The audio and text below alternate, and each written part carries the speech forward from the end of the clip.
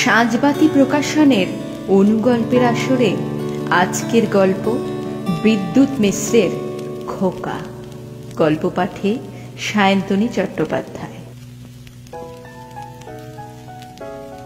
তুমি আসবে বলে সকাল থেকেই বাড়ির আনাচে কানাচে পরিষ্কার করে সাজানো গোছানো শুরু করে দিয়েছি। ফুলদানিতে নতুন ফুল রেখে দিলাম, বাড়ির পর্দাগুলো নতুন লাগিয়েছি। তুমি আসবে বলে বাড়িটাকে নতুন করে গুছিয়ে নিয়েছি। সকাল থেকেই সবাই তাই খুব ব্যস্ত। রঘু কাকা বাজার থেকে মস্ত বড় ইলিশ নিয়ে এসেছে, সেটা রান্নার দায় আমার উপরেই। আমিও খুব খুশি, আজ এতদিন পর খোকা আসছে যে।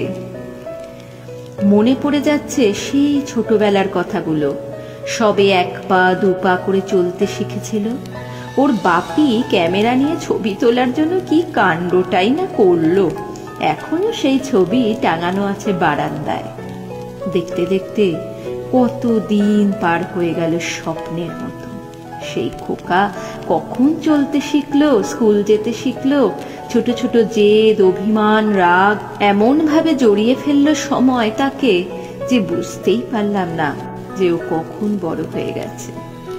সেবার দীঘা বেড়াতে গিয়ে ও বলছিল, মা ওই আকাশটা বুঝি সমুদ্রের সাথে মিশে আছে, ওখান থেকে সূর্য ওঠে বলো। সেই ছেলে এখন ব্যাঙ্গালোরে ইঞ্জিনিয়ার হয়ে চাকরি করছে। এইবার এলে বিধানবাবুর মেয়ের সাথে ওর বিয়ের কথাটা বলতে হবে। খোকা ওকে খুব পছন্দ করে।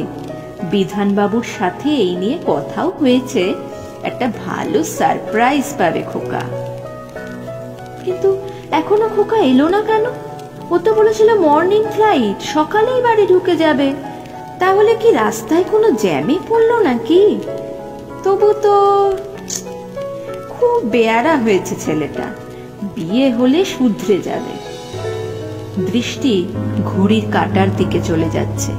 প্রায় 12টা বাজতেই চলল, আর অপেক্ষা হয় না। ওগো, একটু ফোন করো না খোকাকে, কি করছে ও, এখনো এলো না কেন? বারান্দায় টাঙানো একটা হাসি মাখা মুখের ছবির ফ্রেমে মালা টাঙানো। ছবির দিকে তাকিয়ে কয়েক ফোঁটা জল গড়িয়ে পড়ল আয়েশার। আজ এই দিনটাতেই তো খোকা বাড়ি আসতে গিয়ে প্লেন দুর্ঘটনায় সারা জীবনের মতো একা করে চলে গিয়েছিল।